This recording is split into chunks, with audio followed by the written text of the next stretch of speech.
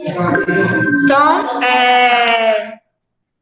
na aula de hoje, bom dia, né? Para quem for assistir depois, eu vou falar um pouco sobre a narrativa de suspense, que vai ser a proposta da prova, né? Da primeira unidade, tá? E a gente vai finalizar o debate que começamos ontem sobre mente sã e corpo sã, tá? No caso, a narrativa de suspense, tá?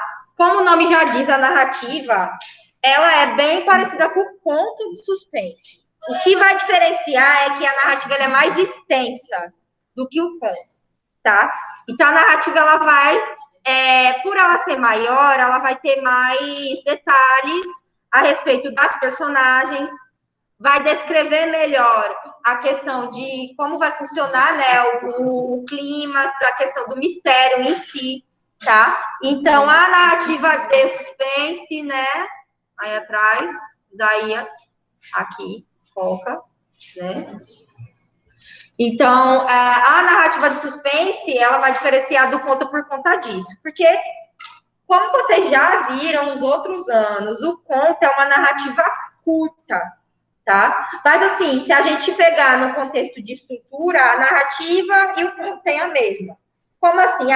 O conto, ele tem a introdução, ou seja, vai apresentar as personagens, o tempo, o espaço. O conto também... Oi, Gabriel. Até aí, os dois. Gabriel? Nova. Então, o conto, ele vai também trabalhar em cima dessa ideia, porque ele faz parte do grupo dos textos narrativos, ou seja, tem um narrador, ele é um observador, ele é personagem, né? Vai trabalhar em cima do tempo, do espaço, tá? E a narrativa também, certo? Como o nome já diz, ele já é um texto narrativo, né? Não tem nem mistério pra... Aí, no caso, vai ter o desenvolvimento, que é chamado de conflito, tanto na narrativa quanto no conto. Vai ter o desfecho também. Antes do desfecho tem o clímax, que é o momento mais tenso da história. Então, se vocês perceberem e estudarem bem a estrutura dos gêneros textuais que eu trabalho, né, principalmente desses dos grupos narrativos, eles não têm o mesmo contexto de estrutura. Então, introdução, apresenta os personagens. Aí depois eu vou desenvolver a história. Depois eu vou dar um desfecho para ela. Eita, mas antes eu tenho que dar um tchan ali, um momento mais tenso ali para a história, que é o clímax, né? A narrativa, então, por ela ser extensa, ela vai descrever melhor quem são as características das personagens. O conto, não, deixa um pouco vago. Assim, como vocês vão fazer? A prova de vocês tem um limite de linhas, então a narrativa, é claro, eu vou entender que vai ficar faltando algumas coisas, né? Porque. Oi? O quê? De 15 a 30 linhas. Não, mas o mínimo da narrativa é 20 linhas. Eu já coloquei entre 20 e 25 linhas. O mínimo. Narrativa de suspense, tá? Então, a narrativa de suspense, o que ela vai ter? Ela vai ter você tem que pensar, né? Dentro do... Oh, meu Deus do céu. Depois, aí vem falar que não entendeu. Porque tá conversando. Na hora que eu tô explicando, justamente na hora que eu tô explicando. Vê só. A narrativa de suspense... Eu até esqueci o que eu ia falar agora. Deu branco.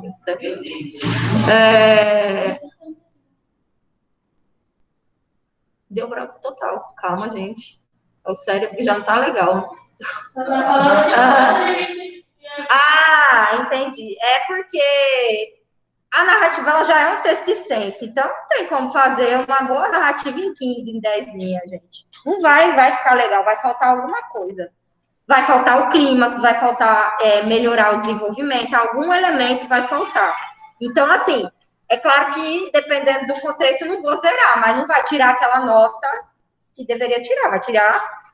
Por exemplo, se eu ver que está em torno de 10, 15 linhas, eu dou de 0 a 5. Eu não posso avaliar mais que isso na produção do texto. Porque vai faltar muita coisa, vai ficar cheio de buraco a história, tá?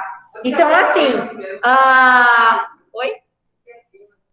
Clímax é um momento de tensão, que é, por exemplo, num filme, não tem um momento que, no filme de suspense, não tem um momento em que o assassino está prestes a aparecer, e aí, ou está prestes a pegar o protagonista. Então, esse momento é chamado de clímax, é o momento mais tenso, né? Então, por exemplo, na narrativa de suspense, o clímax pode ser o momento em que o assassino ou o sequestrador está quase sendo pego, ou ele está quase pegando o protagonista, ou ele está fugindo, enfim.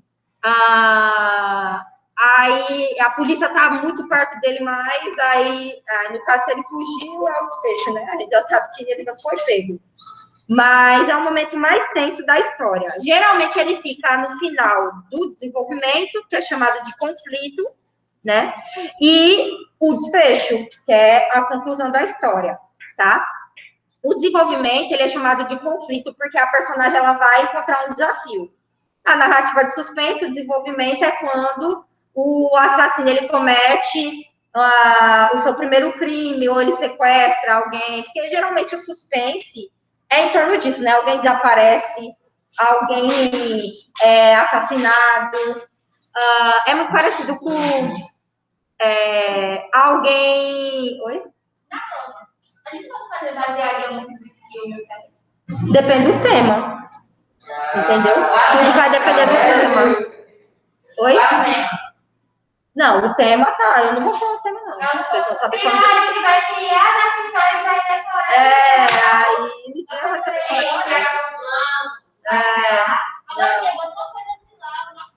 ela já fez. Eu já fiz a prova, agora eu não me lembro.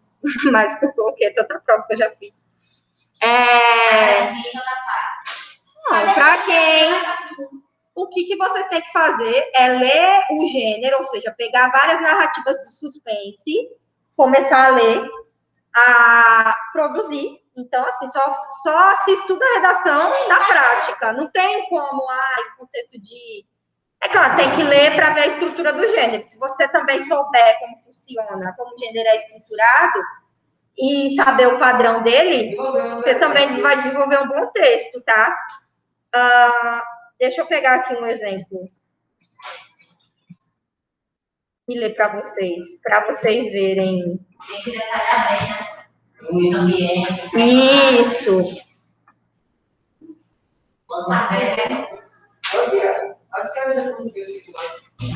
Não. Foi porque eu tava sem o login e a senha. Aí eu peguei hoje. Não, é meu texto. Meu texto, olha lá. Meu texto. Oi. Oi, amor. Oi? É 7 a nota mínima. Desde os 8 anos, né? Do quinto para baixo. Vejam esse texto. Ó. Ele chama Mistério no Porão.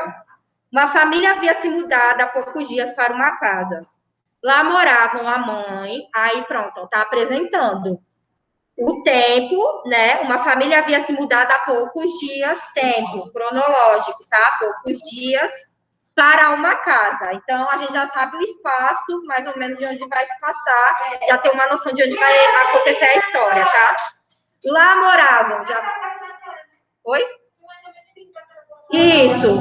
Não, vai ter. Eu não sei se eu coloquei já o começo da narrativa e vocês vão continuar e terminar. Então, a narrativa só vai ter o desenvolvimento e o desfecho. Aí a introdução já vai estar lá. Eu acho que eu fiz isso. Eu coloquei um parágrafo introdutório e aí vocês só vão continuar e terminar. Então, já tem o tema. Então, já tem a ideia do que vocês vão fazer. Então, lá moravam a mãe, o pai, um filho e 2 filhas. Então, aí já temos os personagens, né? Aquela era a maior casa da região. E todos gostaram de se mudar para lá, menos Catarina, uma das filhas. Ela dizia que toda noite, na hora de dormir, escutava barulhos estranhos, vindos do porão. Seus irmãos, Joaquim e Priscila, ficaram rindo dela. Então, tá vendo? apresentou quem são os personagens, você já tem uma noção que dos irmãos, Catarina é a que não gosta da casa, tá? Então, Catarina contou para os seus pais e eles pensaram que eram ratos ou algum outro bicho. Falaram para Catarina. Devem ser ratos, disse o pai. Aqui tem um diálogo, certo? Então, quando ela terminou aqui, ó, outro bicho, falaram para Catarina, aí temos os 2 pontos, tá?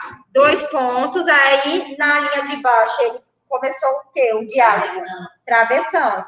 Tá? Então, todas as vezes que for um diálogo, uma fala da personagem direta, discurso direto, 2, aí, por exemplo, fulano disse 2 pontos, na linha de baixo, travessão, letra maiúscula, a fala da personagem. Depois, Pedro respondeu, a mesma coisa, 2 pontos, linha de baixo, travessão, tá? Então, se atentem a isso também, ok? Aí o pai disse, né? Devem ser ratos, disse o pai, né? Eu acho que não, respondeu Catarina. Vamos chamar o dedetizador, filha. Está bem, disse a menina. Todo diálogo está tudo travessão, tá? Mas acho que não vai funcionar. Então o pai ligou para o dedetizador. Aí é da dedetizadora, disse o pai. Sim, em que posso ajudá-lo? Você pode dedetizar o porão da minha casa? Claro, qual o bairro, a rua e o número? Bairro Jardim, Rua Esmeraldas, número 255. Infelizmente não vai dar, falou o dedetizador. Ouvi dizer que essa casa tem fantasmas. E o dedetizador desligou. O pai começou a achar que havia fantasmas lá no porão. Reuniu a família e disse, pessoal, acho que a nossa casa tem fantasmas. Eu sabia, disse Catarina. Bobagem, disseram Joaquim e Priscila. Temos que fazer alguma coisa, disse a mãe. Então todos foram até o porão. A escada estava empoeirada. Por que o povo tem que entrar, né? Por que não pegou as coisas e arrumou outra casa e foi embora? Mas é que tá, né? A emoção da história. Se eles não entrassem e pegassem, fossem embora, fim, acabou a história. É igual tem, né, as decisões de filme de terror. Aí o povo vai comprar a casa, né? Aí a gente tem essa casa linda com piscina, no bairro movimentado. A gente tem aquela outra casa que fica no meio do nada, 50 pessoas morreram nela. A gente vai ficar com essa casa, 50 pessoas morreram. Essa mesmo, que não tem ventilação, é no meio do nada, da floresta. Essa tá perfeita. Perfeita, nossa. É igual o filme que eu assisti. Há 2 irmãos indo pela estrada, aí um deles vê um suposto homem de capa desovando algo que parece um corpo, num negócio assim, né? Como se fosse um túnel. Aí o irmão mais novo fala para a mais velha, né? Vamos parar para ver o que ele jogou ali. Aí a história. Aí você já fala, não vai dar certo. Não vai dar certo. E não deu. Porque depois o menino, ele pega e ele bota a cabeça e ele cai no negócio aí. Aí tem todo o processo, né? E o negócio do Itaú, o palhaço do nada no bueiro.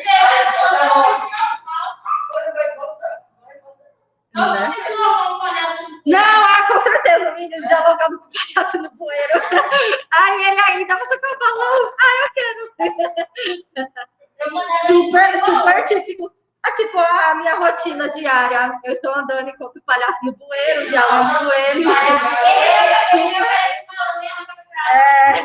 Super massa.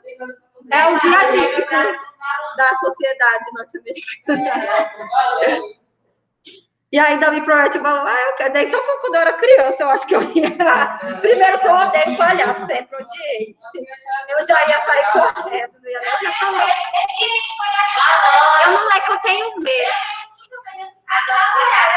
Na verdade, eu não gosto de circo. Eu não gosto de circo. Então, tudo que remete a circo, tipo palhaço, eu não acho graça. Eu não acho. Assim, esses palhaços de picadeira. Agora, eu tenho uma banda que chama Teatro Mágico. Não sei se você já ouviu falar.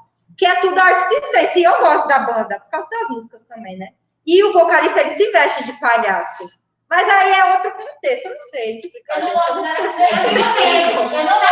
aquele no carnaval.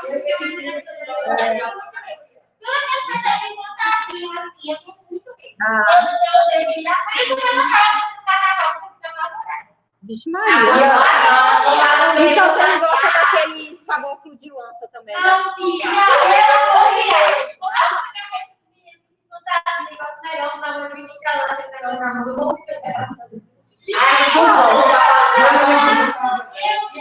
Qual é essa?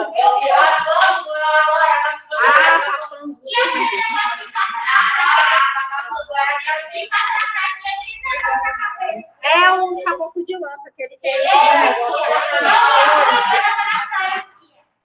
Eu fui pra debaixo da mesa, eu me arranhei todinha, mas eu não saí de lá sem fui. Não, mas eu tenho casos de pessoas adultas, depois de adulto, tem medo ainda de. Acho que é um trauma, sei lá.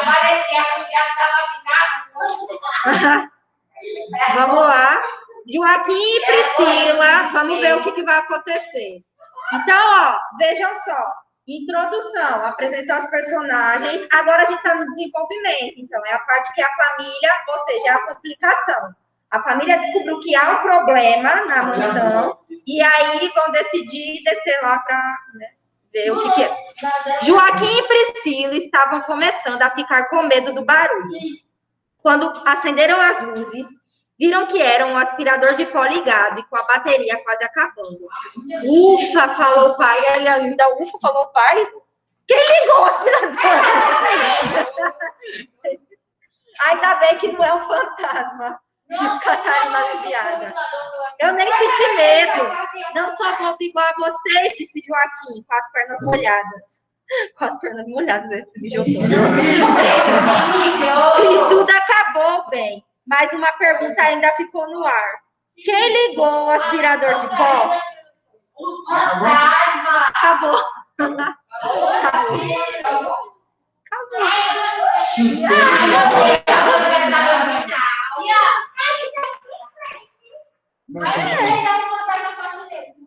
O fantasma da faxineira.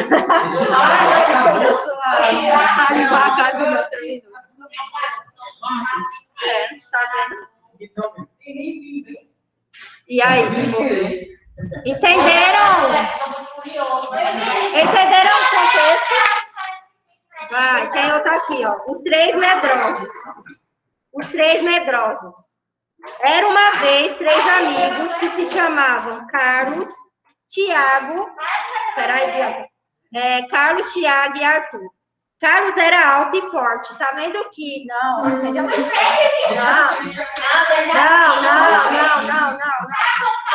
Não. Ó, outra coisa na apresentação, como eu falei, características. O Carlos era baixo e magro. Arthur era alto e forte. Os três tinham fama de medrosos em sua cidade, chamada Pingal, que era pequena e bela. Certo dia, estavam andando ao tempo. Certo dia, andando, acharam uma caverna e falaram: vamos entrar para acabar com essa fama de medrosos? Essa é bem curtinha. Eles entraram e ouviram um rugido. Ficaram assustados. Mas logo perceberam que era uma vaca. Logo depois...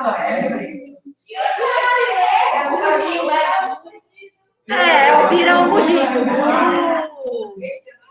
Ficaram assustados. Mas essas histórias são de alunos do quinto ano. Né? Ficaram assustados, mas logo perceberam que era uma vaca.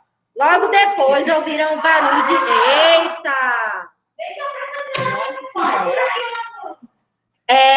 Logo depois ouviram um barulho de garra que parecia uma onça. Carlos falou: alguém sentiu cócegas nas pernas? Sim, disseram Tiago e Arthur.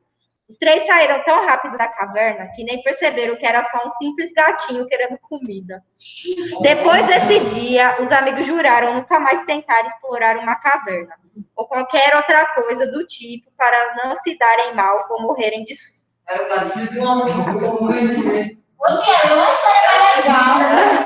Deixa eu ver se eu acho outra aqui. Eu vou especificar.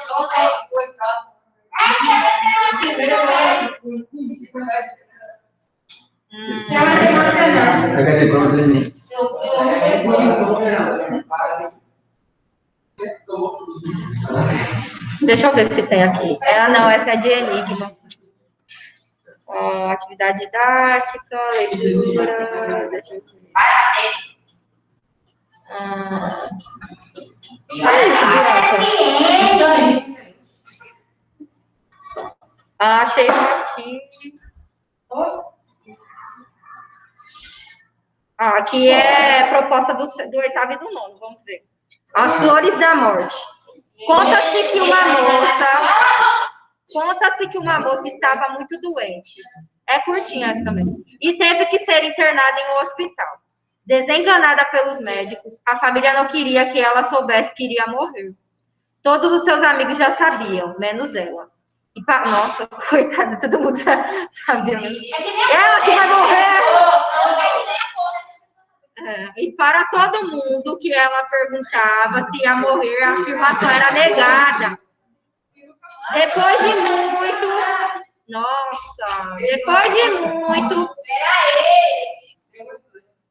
de muito receber visitas, ela pediu durante uma oração que lhe enviassem flores.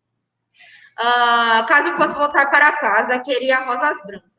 Caso fosse ficar mais tempo no hospital e estivesse em estado grave, ela queria rosas amarelas. E rosas vermelhas, caso estivesse próxima da morte. Certa hora, bate à porta do seu quarto uma mulher e entrega à mãe da moça um maço de rosas vermelhas, murchas e sem vida. A mulher se identifica como mãe da Berenice. Nesse meio tempo, a moça que estava dormindo acordou. E a mãe avisou para ela que uma mulher havia deixado um buquê de rosas. Isso sem saber o pedido que sua filha havia realizado em oração. Ou seja, ela pediu em oração, ninguém sabia que ela tinha pedido esse sinal. Ela ficou com uma cara de espanto quando foi informada pela mãe que quem havia trazido as rosas era a mãe da Berenice. A única coisa que a moça conseguiu responder era que a mãe de Berenice estava morta há 10 anos. A moça morreu naquela mesma noite, no hospital. Ninguém viu a tal mulher entrando ou saindo. A moça morreu. Foi. Naquela mesma noite.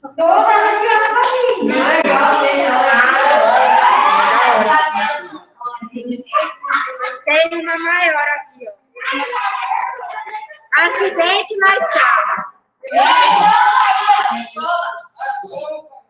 Todos os anos eu passava as férias de julho na fazenda dos meus tios, no interior do Rio de Janeiro.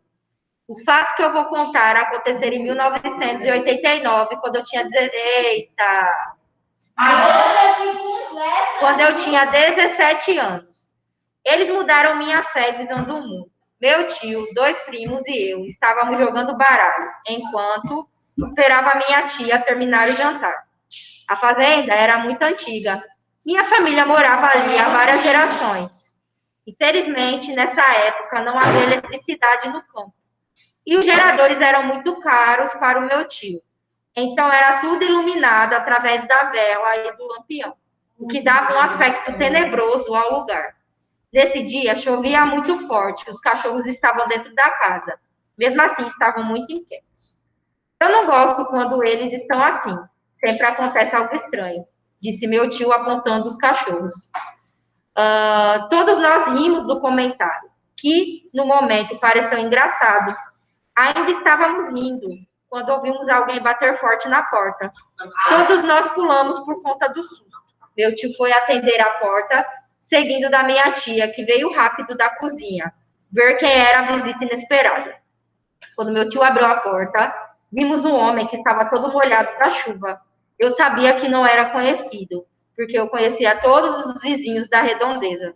É lugar pequeno, né? Todo mundo se conhece. Eu capotei meu carro ali na estrada. Preciso de ajuda, pois minha mulher está machucada e precisa de cuidados médicos. Eu vi sua casa da estrada aí, disse o homem sem fôlego, até ser interrompido por meu tio. Não precisa explicar mais, disse meu tio, pegando as chaves da caminhonete e saindo. Sem perguntar nada, eu entrei com eles no veículo e partimos. Em 1 minuto, já estávamos onde o carro se encontrava. Eu e o meu tio corremos para o carro. O homem ficou lá dentro do carro, paralisado, olhando na direção do carro e chorando quieto. Eu e meu tio agachamos para ver a situação da mulher dele e, para o nosso choque, ali estava o homem que bateu na porta da fazenda, todo, todo machucado. Sua mulher não estava diferente. Eu fiquei com medo, mas meu tio me olhou e disse: rápido, temos que levar os dois para o hospital, disse ele, ignorando o fato sinistro e forçando a porta para abrir. Tiramos os dois do carro e o levamos para o hospital. O homem, como eu e meu tio sabíamos, já estava morto. A mulher estava com ferimentos graves, mas sobreviveu. Algumas horas depois, saímos do hospital e fomos de volta para a fazenda. Quando chegamos, contamos a história para os meus primos e minha tia. Eles ficaram morrendo de medo. Terminei de contar a história e alguém bateu na porta. Meus primos correndo para o quarto com medo. Meu tio abriu a porta, só que dessa vez não tinha ninguém. Nossa, filha, como é que foi bom? Essa aí foi ele deu um aviso para...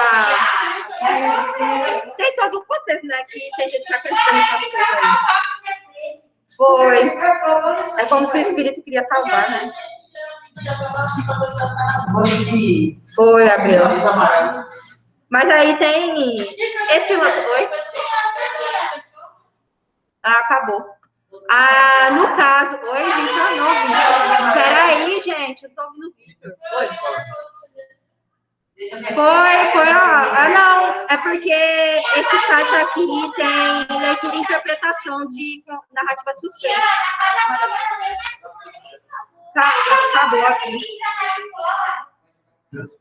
Então, vocês entenderam o contexto da narrativa de suspense. Então, tem que ter um clímax, o conflito, a apresentação das personagens, né? Embora seja um texto que trabalhe a criatividade, a imaginação, né? Tem que levar em consideração todo o contexto da estrutura de organização. Então, primeiro, tem que apresentar quem são os personagens, as características, depois desenvolver a história, né? Aí, nesse desenvolvimento, vocês podem acrescentar mais personagens? Podem.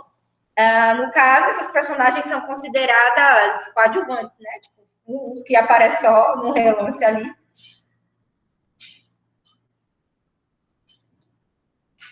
Foi porque eu falei bastante. Ai, minha garganta tá seca. E aí, podem acrescentar um espaço, mais de um espaço da história?